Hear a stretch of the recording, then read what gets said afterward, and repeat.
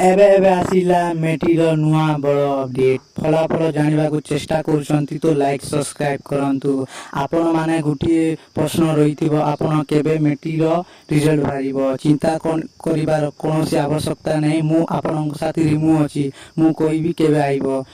एबे आज 8 तारीख सुधा भितर आज सक्सेसफुली ही जीवो। आज कंप्लीट केस केंती करिवे से अब आज बोर्ड पक्षर गोटे सूचना आइब आ लास्ट सप्ताह आसीज मे मास लास्ट सप्ताह आसीज। चिंता करिवार कौन सी आवश्यकता नहीं। आपण दयाक लाइक सब्सक्राइब कमेंट करंतु।